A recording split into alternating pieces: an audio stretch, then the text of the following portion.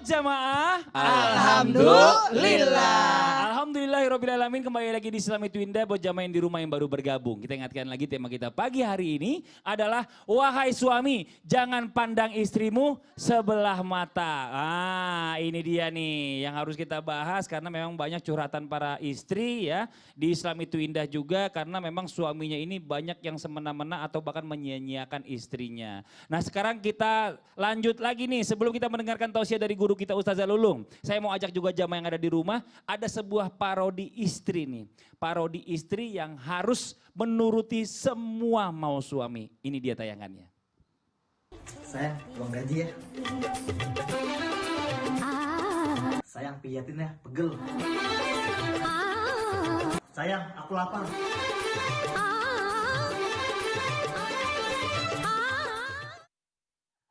Ini gue banget katanya ya. Gue banget.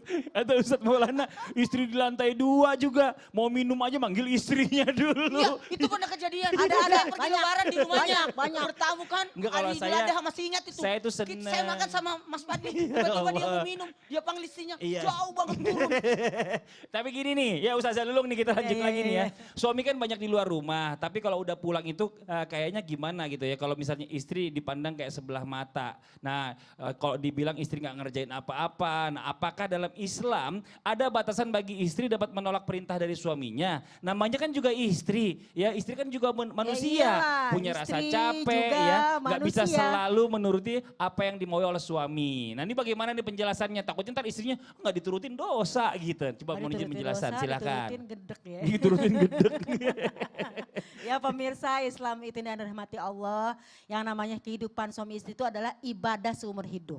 Jadi kalau emang niat awalnya nikah adalah ibadah, nggak ada kayak tadi itu nyuruh-nyuruh. Apalagi tadi di awal udah kita bahas, ada ilmunya. Apakah memang istri itu hanya sebagai keset, ya kan? Sehingga yang namanya seorang suami bisa seenaknya. Bahkan itu ada tuh ya, ini bahasanya tekonya ada di sini, dia suaminya ada di sini, istrinya lagi di sono misalnya, mungkin lagi yang namanya ngajar apa kan. Malah nyuruh istrinya, coba tolong itu ambilin air, padahal dia tinggal ngambil air doang. Padahal jauh gitu istrinya. Nah ini ada, nah gimana nih apakah harus nurut-nurut terus? Ya kan, udah airnya dekat sama dianya, bini disuruh, heran, emang gak bisa jalan sampai kakinya?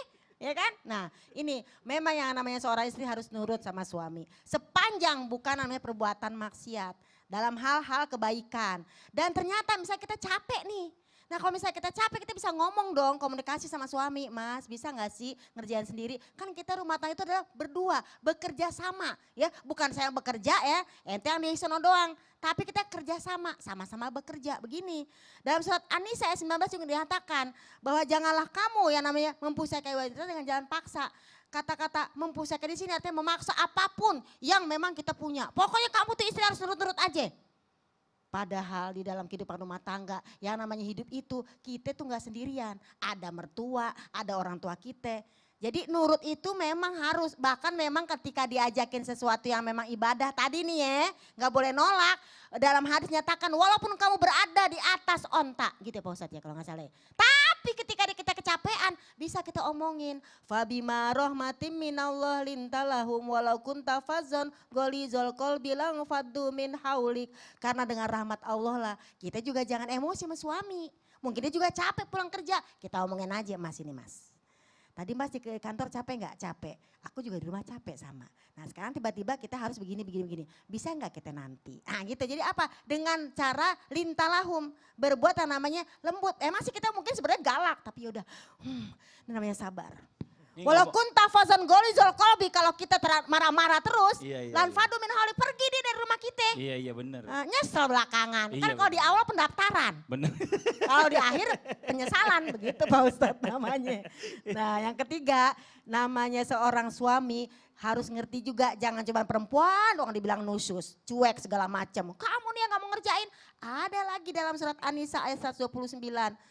Fa ini meroat jika seorang istri, seorang wanita khofat, khawatir, takut, sedih ya kan. Gara-gara apa? Nusuzan yaitu ada nusus mimba'liha dari suaminya cuek. Acuh, nggak mau ngebantuin. Ini itu nyuruh mulu gini. Wah, udah kayak pejabat mana tahu gini doang ya kan? Sama-sama dong bareng-bareng. Engkau adalah pakaianku, aku adalah pakaianmu. Nyuci bareng-bareng, sama-sama pakaian ya kan. Ini pakaian dia doang nyuci, bagaimana ceritanya. Nah ini mudah-mudahan engkau bidadari surga. Gimana lagunya Pak Ustadz?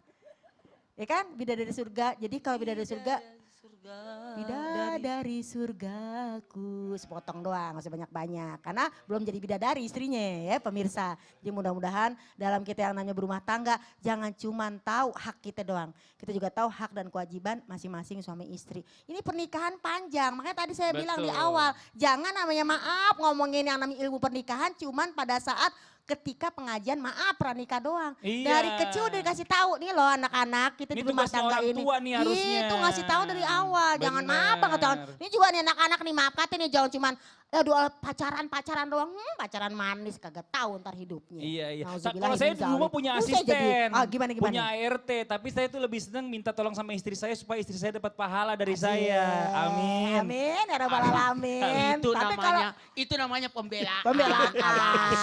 itu. Kalau istrinya capek boleh dong dipijitin. Boleh, saya juga mijitin. Oh, bagus. Gitu. Nah ini sekarang nih jamu yang ada di rumah nih seru banget pembahasan kita hari ini ya. Karena banyak banget nih memang yang mengalami hal yang sama mungkin dengan apa yang tadi kita coba sampaikan. Nah sekarang ada tayangan juga nih. Ternyata yang namanya single parent ini ada komunitasnya. Nih saya punya tayangan ada komunitas orang tua tunggal. Ini dia tayangannya nih. Beginilah keseharian Dewi Novita Puspasari di rumahnya di kawasan Ngaglik, Sleman, Yogyakarta. Dewi menekuni bisnis makanan untuk menunjang kehidupannya sebagai orang tua tunggal yang harus menghidupi kedua anaknya. Dewi berpisah dengan suami lebih dari 6 tahun silam. Dewi tak sendiri. Bersama sejumlah orang tua tunggal lainnya, ia bertukar informasi soal bisnis dalam program Lajada atau Lapak Janda Duda yang merupakan suatu program dari komunitas Single Parent Indonesia in Motion atau biasa disebut Spin Motion. Tak ada satupun dari mereka yang berharap menjadi orang tua tunggal. Namun, kehidupan saat ini harus mereka hadapi demi si buah hati. Saya ngelihat tayangan tadi jadi terinspirasi untuk mendaftarkan guru kita Ustadz Maulana ya kan di Lapak Janda dan Duda. Iya. Tapi itu saling usaha loh, maksudnya bagus juga saling membantu ya kan. Buat jualan apa untuk menghasilkan. Kayak tadi kita lihat tayangannya adalah seorang ibu atau single parent ini punya anak 2. Kalau misalnya seandainya dia berpangku tangan aja di rumah anaknya makan apa. Itu dia. Nah bagus juga komunitas-komunitas kayak gini ini membangkitkan lagi percaya diri mereka. Nah kadang kan kita bicara masalah istri ya mungkin ada sebagian istri nggak banyak gitu. Memang ini dia yang salah gitu. Tapi banyak juga yang bener istrinya cuma memang dianggap sama suami itu dipandang cuma sebelah mata. Nah tapi bicara masalah tentang balasan di akhirat nanti nih. Karena kan kita lihat banyak yang benernya. Balasan di akhirat nanti bagi suami atau bagi laki-laki ya yang memandang sebelah mata bahkan merendahkan istrinya itu apa Ustadz Maulana? Mau izin penjelasan silakan. Ya Allah, Masya Allah, tabarakallah, iya Nabi. Dari komunitas Lazada mau tausiah nih. Ya. Mas Padli, Lapak Janda dan Duda. Mas Padli, saya Iya. susah daftarnya, itu di Jogja. Oh iya benar. Belum ada cabangnya di Oh, iya. Jakarta. Nanti kalau ada cabang sini daftar ya. Tapi itu coba kayaknya sih. Jomblo-jomblo bahagia. Saya dulu Habib, Mas Padli, makasih banyak. Hari ini kita membahas sesuatu yang mengingatkan buat laki-laki. Mohon izin, jangan pernah tersinggung dengan tema kami. Materi kami sebenarnya hanya untuk mengingatkan amal ma'ruf nahi mungkar. Nih, ternyata buat laki-laki yang dalam hal ini melakukan kezaliman. Saya katakan ini zolim. Maka ketika orang zolim itu bisa jadi pada saat itu pun dia dapat sanksi. Bukan hanya nunggu di akhirat tapi mendapatkan balasan di dunia. Orang yang zolim hati-hati. Orang yang terzolim kan dikabulkan doanya. Ketika dia sakit hati dan marah tiba-tiba terucap kata-kata buruk yang keluar dari mulutnya. Bisa jadi ancaman buat orang-orang yang melakukan kezoliman. Terutama buat laki-laki dalam hal ini suami. Maka orang-orang yang melakukan kezaliman memandang istrinya sebelah mata. Tidak menganggap istri. Aduh ini luar biasa loh. Sayyidina Umar bin Khattab aja dalam hal ini sosok yang luar biasa Amirul Mukminin memuliakan istrinya luar biasa. Bagaimana beliau diperlakukan dalam hal ini diomelin sama istri. Sayyidina Umar bin Khattab terdiam. Tidak membantah sedikit pun. kalimat-kalimat yang dari ocehan dan sang istri. Karena kenapa? Sosok suami melihat kebaikan istri. Melihat kebaikan istri, dialah yang melahirkan anak-anakku. Dialah yang memberikan aku, menyiapkan aku makanan kebutuhanku. Dialah yang mencuci pakaianku. Ya Allah ya Karim, tadi kata Habib Muhammad Sabli yang itu karena orang tuanya yang menyayanginya menyerahkan anaknya ke kita. Saya langsung kepikiran anak-anakku 3 cewek. Gimana nih? Betul. Kalau Kalau dapat diambil- suami yang kayak gitu gimana itu? aduh, gemes. Gemes aku. Ya Allah. Kalau ketemu sama anak, aku langsung kira-kira saya ambil anakku kembali itu. Nauzubillah, nauzubillah. Apalagi hina di dunia, begitupun hina di akhirat. Maaf. Kenapa kata hina di dunia? Laki-laki yang tidak memuliakan istri itu hina. Makanya kata Nabi tadi disampaikan oleh Habib adalah apa? Berbuat baiklah kepada keluargamu. Dan yang paling baik pada keluarganya adalah Rasulullah. Ayo, berarti jarang membaca sirah Nabi. Jarang membaca hadis. Bagaimana kehidupan Rasulullah menghadapi dalam hal ini. Menyikapi ke rumah tangganya. Ingat ya, hati-hati. Laki-laki nanti di hari kemudian ada yang dibangkitkan, maaf jalannya. Apalagi di miring, ada yang pokoknya ada 12 bentuk yauma yumqanu fi sururi fataqtuna wajah. Ketika sangkakala ditiup akan dibangkitkanlah manusia dan 12 bentuk. Nabi menangis karena ada laki-laki kakinya di atas, kepalanya di bawah. Siapa itu? Ia mencari wanita lain sementara istri baik-baik di rumah. Apalagi akan dituntut di hari kemudian atas apapun yang dipimpinnya. Salah satunya adalah siapa?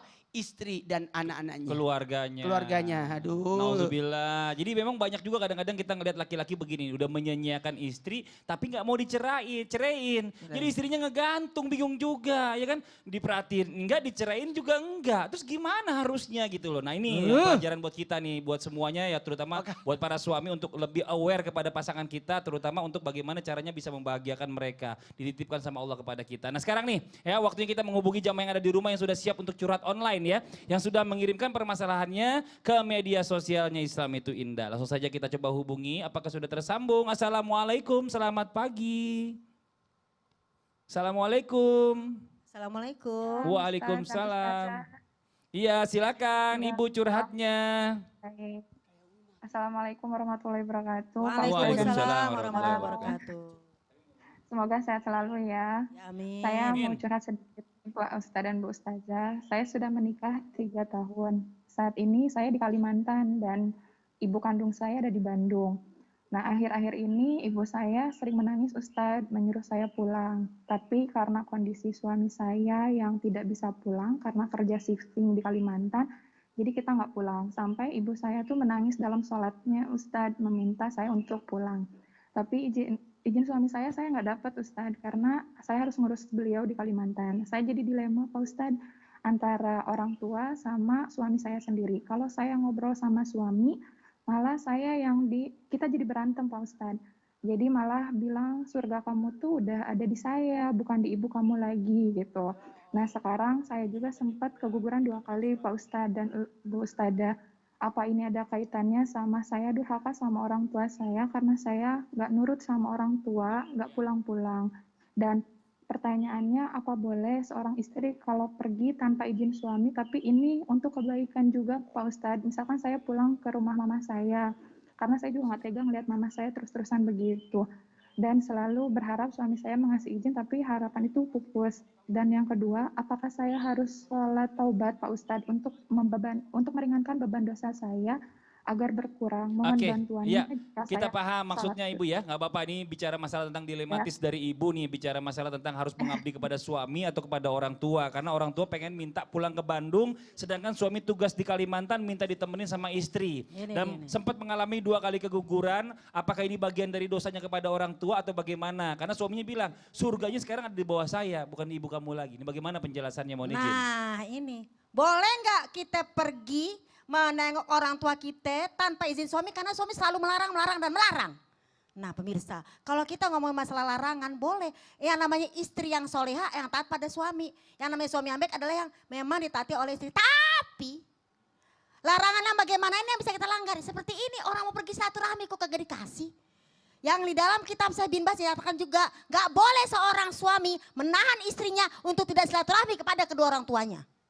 Apalagi dia pakai kata-kata apa misalnya, kamu adalah surga di telapak kaki atau di telapak kaki, di tangan suamimu. Memang surga yang namanya di tangan suami, tapi bisa diomongin lagi. Jadi sebagai istri yang solihah, subhanallah ibu ya, sebagai istri solihah sudah berusaha untuk nurut ya kan sama suami, udah cakep banget tuh. Tapi kalau sampai yang namanya ibu di sana lagi sakit, kita nggak boleh datang. Innalillahi wa inna ilaihi rajiun. Kenapa? Ini adalah musibah. Kenapa? Masa kita diputusin yang namanya silaturahim sama orang tua?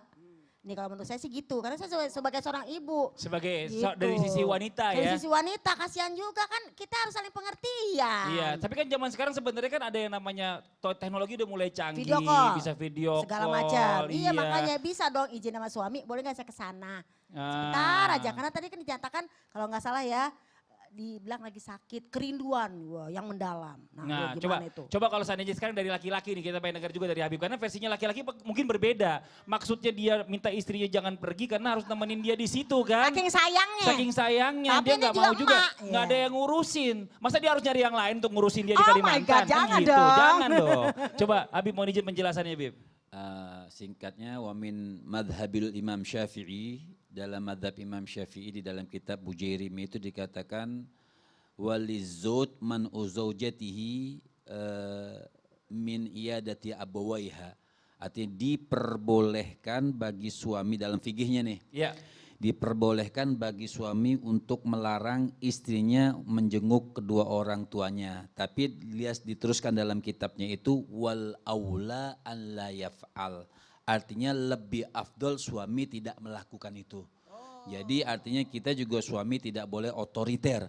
Bahkan di dalam kitab Al-Kubra itu di dalam Fathul Ghadir itu dikatakan boleh bagi seorang istri kalau memang suaminya memutuskan silaturahmi kepada kedua orang tuanya, boleh bagi seorang istri keluar rumah untuk menjenguk orang tuanya walaupun tanpa izin suami. Cocok. Karena pemutusan silaturahmi. Ya, karena dia Boleh. memutuskan untuk silaturahmi. Tapi seperti ibu, tapi di garis bawahi semuanya ada dua hal. Jadi pendapat pertama itu benar dan pendapat kedua dilihat mudaratnya. Artinya mudarat misalnya seorang istri yang jauh, tidak memungkinkan dia keluar dari rumahnya untuk ke tanpa mahramnya. Artinya buat ibu tidak berdosa sama sekali walaupun orang tuanya menangis, ibu tidak berdosa, saling mendoakan dan minta maaf sama orang tua karena memang waktu tidak memungkinkan. Kita lihat suami mungkin uangnya kurang untuk ongkosnya apa segala macam. Kita juga sebagai seorang istri memahami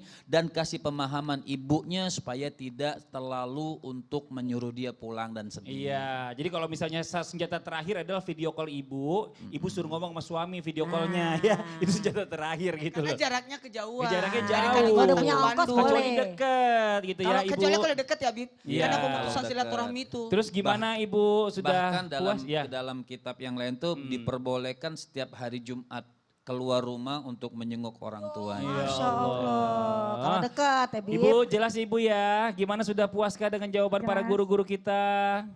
Iya, kalau untuk yang sholat taubatnya gimana tuh Pak Ustadz? Untuk Tidak taubatnya. usah Perlu sholat dilakukan? taubat karena ibu kan tidak membutuhkan untuk taubat. Ibu tidak berdosa, ibunya ibu tidak berdosa.